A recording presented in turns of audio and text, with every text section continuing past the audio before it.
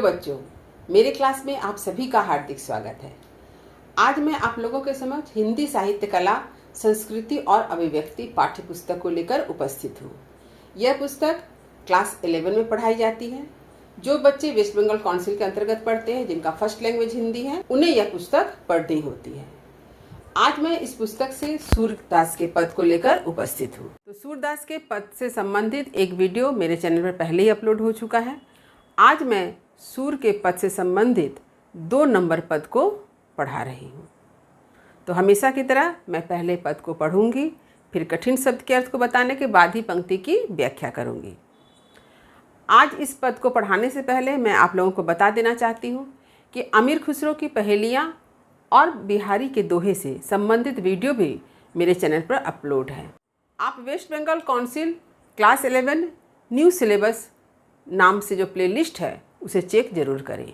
वहाँ पर ये सभी वीडियो आपको मिल जाएंगे। इसके साथ ही साथ मैं डिस्क्रिप्शन बॉक्स में भी इन सभी वीडियो का लिंक दे दूँगी कि आप डिस्क्रिप्शन बॉक्स में भी जाकर लिंक को क्लिक करके पूरे वीडियो को देख सकते हैं। तो चलिए आरंभ कर रही हूँ। देखिए, देखो माई या बालक की बात, वन उपवन सरिता सर मोहे देखत श्यामल गात, मारग चलत अनीति करत है हट करी माखन खात, पीताम्बर व सिरते ओढ़त अंचल दे मुस्कात, तेरो सौ कह कहो जसोदा उरहन देती लजात, जब हरि आवत तेरे आगे सकुचि तनक वे जात, कौन कौन गुण कहूँ श्याम के नैकु न काहू डारत, सूर श्याम मुख निरखी यशोदा कहती कहाँ यह बात। तो अब चलिए कठिन शब्द के अर्थ को देख लेते हैं। देखिए, ये शब्दार्थ, माई, माई मतलब माँ, माता। तो माई शब्द का प्रयोग किसके लिए किया गया है? यशोदा माँ के लिए। या मने इस, बालक, बालक यानी बच्चा। तो यहाँ पर बच्चा कौन है? बालक श्री कृष्ण।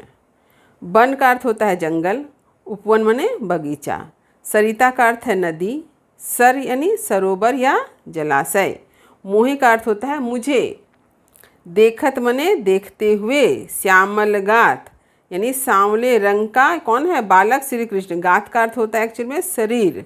तो सांवले रंग का शरीर किसका है? बालक श्री कृष्ण का है। मार्ग, मार्ग मतलब मार्ग या रास्ता।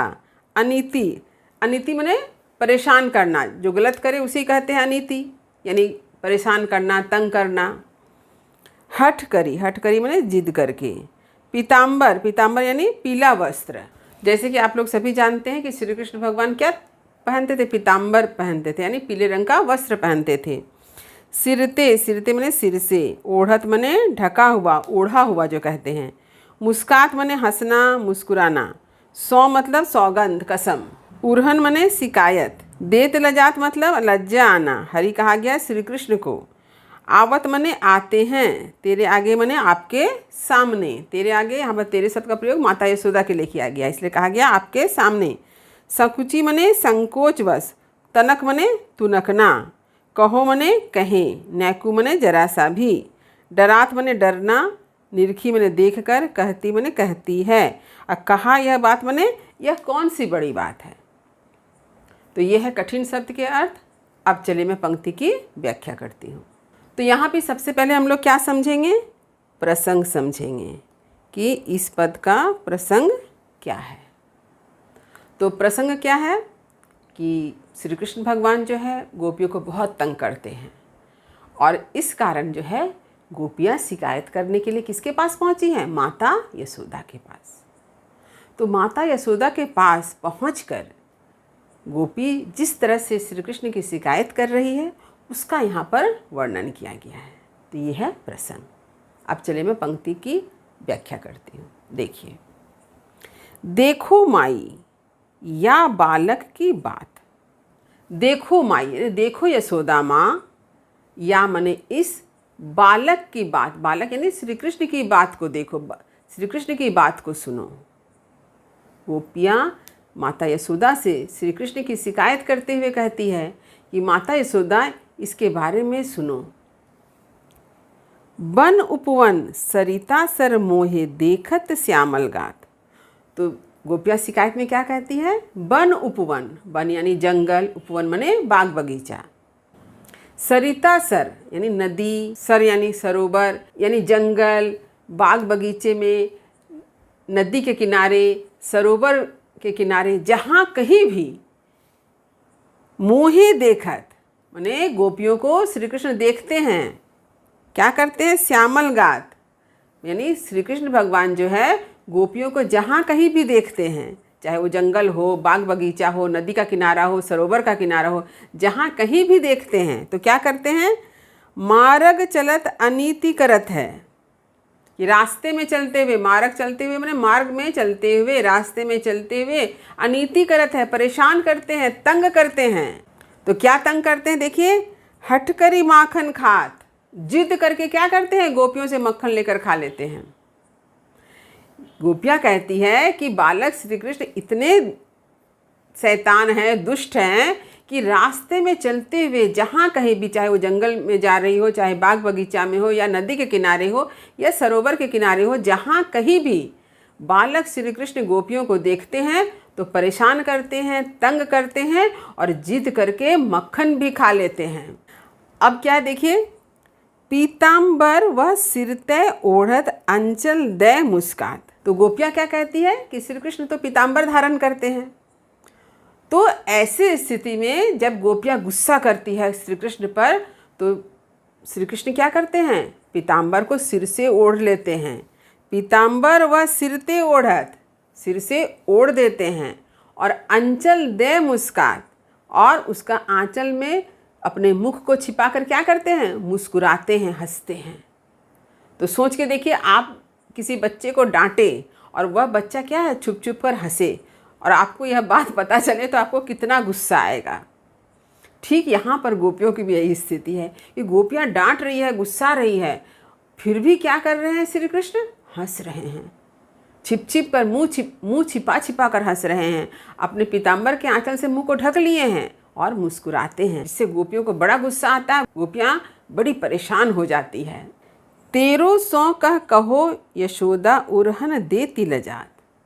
गोपियाँ कहती है 1300, तेरी यहाँ पर माता यशोदा के लिए प्रयोग हुआ है कि हे माता यशोदा, मैं आपकी सौगंध खाकर कहती हूँ, उरहन देती लजात, उरहन यानी शिकायत, उलाहना, मैं श्री कृष्ण के बारे में आपसे क्या कहूँ, मुझे कहते हुए शर्म आती है। उरहन देती लजात, यानी उसकी उलाहना करते हुए, उसकी शिकायत करते हुए भी लज्जा आती है कि वह किस तरह से हम गोपियों को परेशान करता है। मैं आपसे क्या क्या कहूँ। और अपनी बात की सत्यता स्थापित करने के लिए गोपियाँ क्या करती है, माता यशोदा की सौगंध खाती है, क्योंकि उन्हें पता है कि माता यशोदा को बालक श्री कृष्ण अत्यंत प्रिय है। माता यशोदा श्री कृष्ण को डांटेगी नहीं, इसलिए वो माता यशोदा की सौगंध खाकर कहती है, ताकि माता यशोदा को विश्वास हो जाए कि बालक श्री कृष्ण सच में गोपियों को तंग करते हैं और बालक श्री कृष्ण को डांटना बहुत जरूरी है। जब हरि आवत तेरे आगे सकुचि तनक हुए जात, यानी जब हरि यानी श्री कृष्ण आपके सामने आते हैं तब क्या करते हैं, सकुचि तनक हुए जात, तब वे संकोच में रहते हैं लेकिन तुनक भी जाते हैं। तो गोपियाँ कहती है कि जब हरि आवत, कि जब श्री कृष्ण आपके सामने आते हैं तब थोड़ा संकोच में रहते हैं, संकोच में रहने के बाद भी क्या करते हैं, तुनक जाते हैं, क्योंकि वो छोटे हैं। कौन कौन गुण कहूँ श्याम के, नेकू न काहू डारत। अब गोपियाँ कहती है कि मैं आपको श्री कृष्ण के किस किस गुणों की बात बताऊं, श्री कृष्ण किस तरह से हम लोगों को तंग करते हैं, मैं उनके बारे में क्या क्या आपको बताऊं। उन्हें तो जरा भी भय नहीं होता है, वे जरा भी डरते नहीं हैं। गोपियों का कहना है कि श्री कृष्ण इतना शरारत करते हैं, भले ही वो आपके सामने शांत रहते हों, लेकिन अकेले में वे सब गोपियों को काफ़ी परेशान करते हैं, वे किसी से डरते नहीं हैं। सूर्य श्याम मुख निरखी जसोदा, कहती कहा यह बात।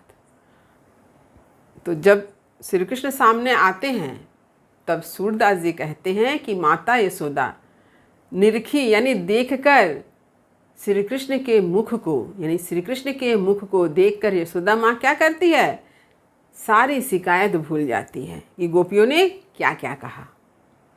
और वो क्या करती है, श्री कृष्ण भगवान को गले लगा लेती है और यह कहती है ये कौन सी बड़ी बात है, क्योंकि श्री कृष्ण जो है इतना तंग करते हैं गोपियों को, लेकिन ये इतनी सारी बातें भी माता यशोदा को कोई बड़ी बात नहीं लगती है। और उसके मन में जो भी क्रोध है, जो भी गुस्सा है, उन सारे क्रोध और गुस्सा को भूल करके श्री कृष्ण को गले लगाती है। तो एक माँ का जो एक निर्मल हृदय, माँ का जो अपने बच्चे के प्रति जो ममत्व है, इसका वर्णन यहाँ सूरदास जी ने बड़े सुंदर ढंग से किया है।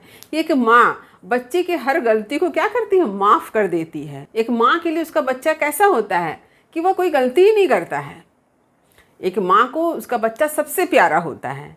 वो लाख बदमाशी करे, लाख शैतानी करे, फिर भी माँ को क्या लगेगा, उसका बच्चा सबसे अच्छा है। ठीक यही स्थिति माता यशोदा का भी है कि श्री कृष्ण की इतनी शिकायत सुनती है। गोपियाँ कृष्ण की शिकायत को सत्य बतलाने के लिए माता यशोदा की सौगंध भी खा लेती है, फिर भी माता यशोदा क्या करती है, ये कौन सी बड़ी बात है कह करके बालक श्री कृष्ण को अपने गले लगा लेती है। अब आप स्क्रीन पर देखें, वहाँ पर मैंने इस पद का विशेष जो है एक एक करके लिख दिया है। इसे आप अपने कॉपी में उतार लें। परीक्षा में यदि आलोचनात्मक व्याख्या पूछी जाएगी तो आप इसे ज़रूर लिखें। इसके साथ ही साथ सूर के पद जो है सिर्फ क्लास 11 में ही पढ़ाई होती है ऐसी बात नहीं है। सूरदास जी के पद को तो कॉलेज में भी पढ़ाई जाती है, डिग्री क्लास में, मास्टर्स के क्लास में। तो जो बच्चे डिग्री क्लास में पढ़ रहे हैं, जो बच्चे मास्टर्स कर रहे हैं, उनके लिए भी यह वीडियो जो है काफ़ी उपयोगी है। वे भी इस वीडियो को देख करके पूरी बात को अच्छी तरह से अपनी कॉपी में लिख लें। तो उम्मीद करती हूँ कि आज मैंने कवि सूरदास जी के पद को जिस तरह से समझाया है यह आप अच्छी तरह से समझ गए होंगे। वीडियो को लाइक करें, सभी पढ़ने वाले विद्यार्थियों में शेयर करना ना भूलें। जो बच्चे मेरे चैनल पर नए हैं, मेरे चैनल को सब्सक्राइब जरूर कर लें ताकि हर नए वीडियो का नोटिफिकेशन उन्हें समय समय पर मिल सके। तब तक पढ़ते रहिए, जीवन में आगे बढ़ते रहिए। मेरी शुभकामनाएं आप सभी बच्चों के साथ है। धन्यवाद।